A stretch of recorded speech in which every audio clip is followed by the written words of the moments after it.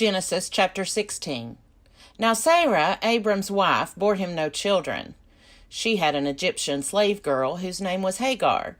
And Sarah said to Abram, "You see that the Lord has prevented me from bearing children. Go in to my slave girl. It may be that I shall obtain children by her." And Abram listened to the voice of Sarah.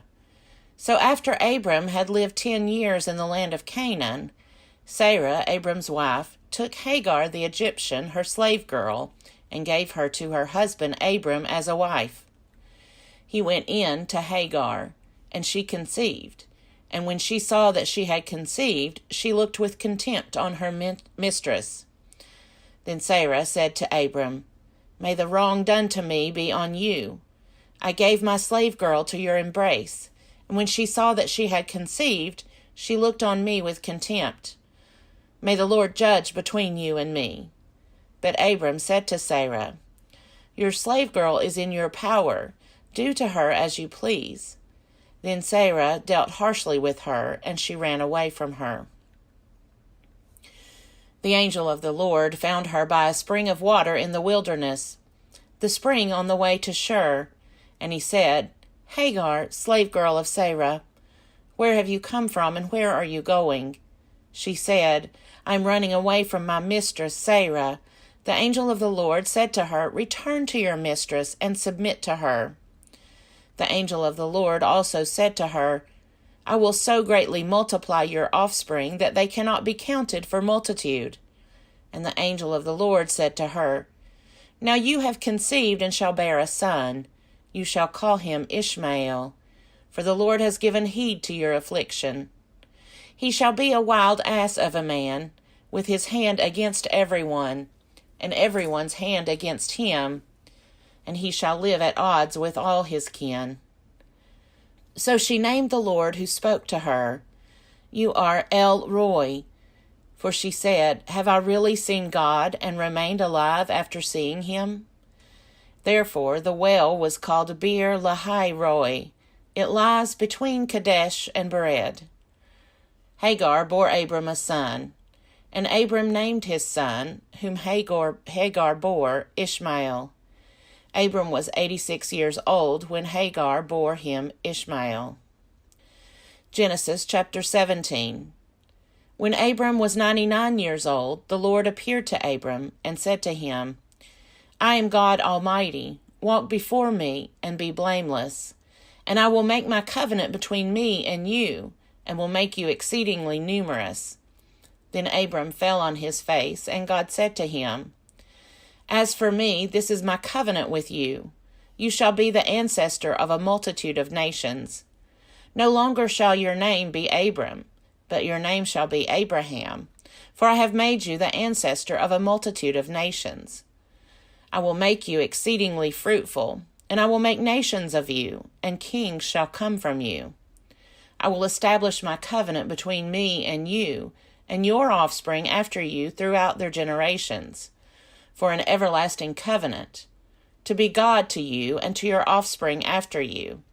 And I will give to you and to your offspring after you the land where you are now an alien, all the land of Canaan, for a perpetual holding, and I will be their God."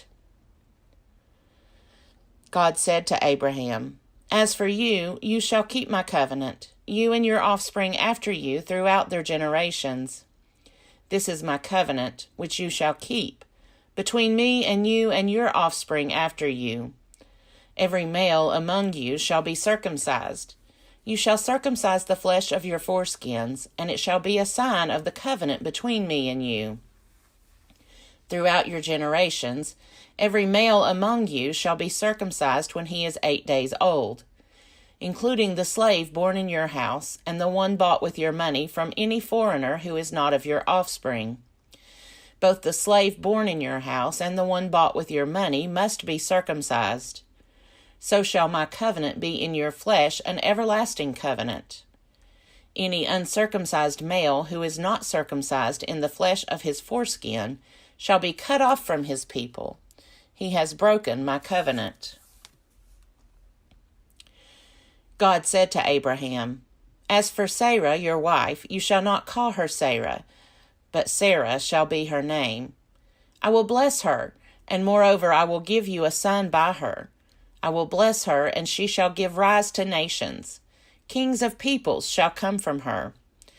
Then Abraham fell on his face and laughed, and said to himself, Can a child be born to a man who is 100 years old? Can Sarah, who is 90 years old, bear a child? And Abraham said to God, Oh, that Ishmael might live in your sight. God said, No, but your wife Sarah shall bear you a son, and you shall name him Isaac. I will establish my covenant with him as an everlasting covenant for his offspring after him. As for Ishmael, I have heard you. I will bless him and make him fruitful and exceedingly numerous. He shall be the father of 12 princes, and I will make him a great nation. But my covenant I will establish with Isaac, whom Sarah shall bear to you at this season next year. And when he had finished talking with him, God went up from Abraham. Then Abraham took his son Ishmael and all the slaves born in his house or bought with his money, every male among the men of Abraham's house, and he circumcised the flesh of their foreskins that very day, as God had said to him. Abraham was 99 years old when he was circumcised in the flesh of his foreskin. And his son Ishmael was 13 years old when he was circumcised in the flesh of his foreskin. That very day Abraham and his son Ishmael were circumcised. And all the men of his house, slaves born in the house, and those bought with money from a foreigner, were circumcised with him. Genesis chapter 18. The Lord appeared to Abraham by the oaks of Mamre as he sat at the entrance of his tent in the heat of the day. He looked up and saw 3 men standing near him. When he saw them, he ran from the tent entrance to meet them and bowed down to the ground. He said, My Lord, if I find favor with you, do not pass by your servant. Let a little water be brought and wash your feet, and rest yourselves under the tree. Let me bring a little bread, that you may refresh yourselves, and after that you may pass on, since you have come to your servant. So they said, Do as you have said. And Abraham hastened into the tent to Sarah and said, Make ready quickly 3 measures of choice flour, knead it, and make cakes. Abraham ran to the herd and took a calf, tender and good, and gave it to the servant, who hastened to prepare it. Then he took curds and milk and the calf that he had prepared and set it before them, and he stood by them under the tree while they ate. They said to him, Where is your wife Sarah? And he said, There in the tent. Then one said, I will surely return to you in due season, and your wife Sarah shall have a son. And Sarah was listening at the tent entrance behind him. Now Abraham and Sarah were old, advanced in age. It had ceased to be with Sarah after the manner of women. So Sarah laughed to herself, saying, After I have grown old, and my husband is old, shall I have pleasure? The Lord said to Abraham, Why did Sarah laugh, and say, Shall I indeed bear a child now that I am old? Is anything too wonderful for the Lord? At the set time I will return to you, in due season, and Sarah shall have a son. But Sarah denied, saying, I did not laugh, for she was afraid. He said, Oh yes, you did laugh. Then the men set out from there, and they looked toward Sodom, and Abraham went with them to set them on their way. The Lord said, Shall I hide from Abraham what I am about to do, seeing that Abraham shall become a great and mighty nation, and all the nations of the earth shall be blessed in him? No, for I have chosen him, that he may charge his children and his household after him to keep the way of the Lord by doing righteousness and justice, so that the Lord may bring about for Abraham what he has promised him. Then the Lord said, How great is the outcry against Sodom and Gomorrah, and how very grave their sin! I must go down and see whether they have done altogether according to the outcry that has come to me, and if not, I will know. So the men turned from there and went toward Sodom, while Abraham remained standing before the Lord. Then Abraham came near and said, Will you indeed sweep away the righteous with the wicked? Suppose there are 50 righteous within the city. Will you then sweep away the place and not forgive it for the 50 righteous who are in it? Far be it from you to do such a thing, to slay the righteous with the wicked, so that the righteous fare as the wicked. Far be that from you. Shall not the judge of all the earth do what is just? And the Lord said, If I find at Sodom 50 righteous in the city, I will forgive the whole place for their sake. Abraham answered, Let me take it upon myself to speak to the Lord, I who am but dust and ashes. Suppose five of the 50 righteous are lacking. Will you destroy the whole city for lack of 5? And he said, I will not destroy if I find 45 there. Again he spoke to him, Suppose 40 are found there. He answered, For the sake of 40 I will not do it. Then he said, Oh, do not let the Lord be angry if I speak. Suppose 30 are found there. He answered, I will not do it if I find 30 there. He said, Let me take it upon myself to speak to the Lord. Suppose 20 are found there. He answered, For the sake of 20 I will not destroy it. Then he said, Oh, do not let the Lord be angry if I speak just once more. Suppose 10 are found there. He answered, For the sake of 10 I will not destroy it. And the Lord went his way, when he had finished speaking to Abraham, and Abraham returned to his place. Genesis chapter 19. The 2 angels came to Sodom in the evening, and Lot was sitting in the gateway of Sodom. When Lot saw them, he rose to meet them, and bowed down with his face to the ground. He said, Please, my lords, turn aside to your servant's house and spend the night, and wash your feet. Then you can rise early and go on your way. They said, No, we will spend the night in the square. But he urged them strongly, so they turned aside to him and entered his house. And he made them a feast, and baked unleavened bread, and they ate. But before they lay down, the men of the city, the men of Sodom, both young and old, all the people to the last man, surrounded the house. And they called to Lot, Where are the men who came to you tonight? Bring them out to us so that we may know them. Lot went out of the door to the men, shut the door after him, and said, I beg you, my brothers, do not act so wickedly. Look, I have 2 daughters who have not known a man. Let me bring them out to you, and do to them as you please. Only do nothing to these men, for they have come under the shelter of my roof. But they replied, Stand back. And they said, This fellow came here as an alien, and he would play the judge. Now we will deal worse with you than with them. Then they pressed hard against the man Lot, and came near the door to break it down. But the men inside reached out their hands and brought Lot into the house with them, and shut the door. And they struck with blindness the men who were at the door of the house, both small and great, so that they were unable to find the door. Then the men said to Lot, Have you anyone else here, sons-in-laws, sons, daughters, or anyone you have in the city? Bring them out of the place, for we are about to destroy this place, because the outcry against its people has become great before the Lord, and the Lord has sent us to destroy it.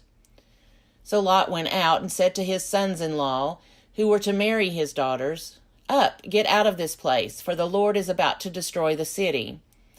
But he seemed to his sons-in-law to be jesting. When morning dawned, the angels urged Lot, saying, Get up, take your wife and your 2 daughters who are here, or else you will be consumed in the punishment of the city. But he lingered. So the men seized him and his wife and his 2 daughters by the hand, the Lord being merciful to him.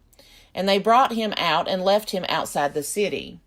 When they had brought them outside, they said, Flee for your life. Do not look back or stop anywhere in the plain.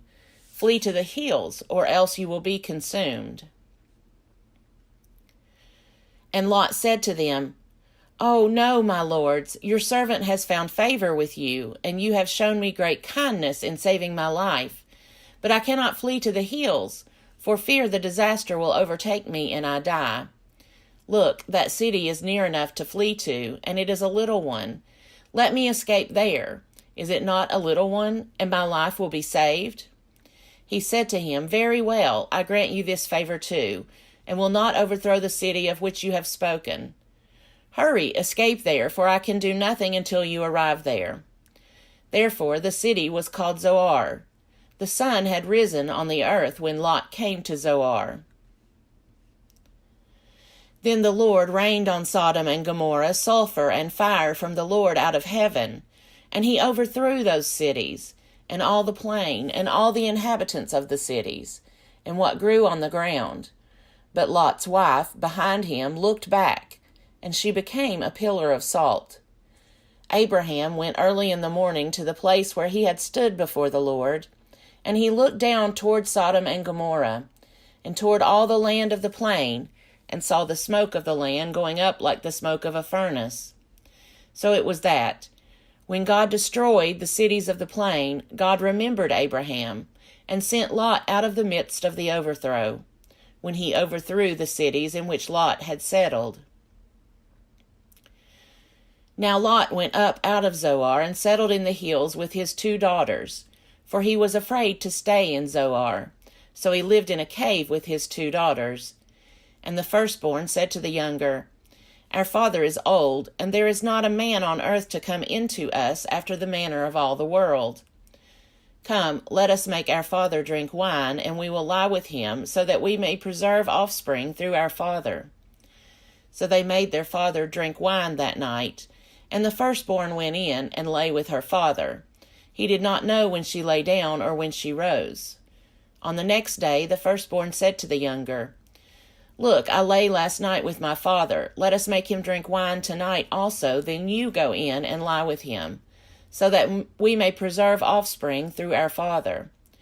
So they made their father drink wine that night also, and the younger rose and lay with him, and he did not know when she lay down or when she rose.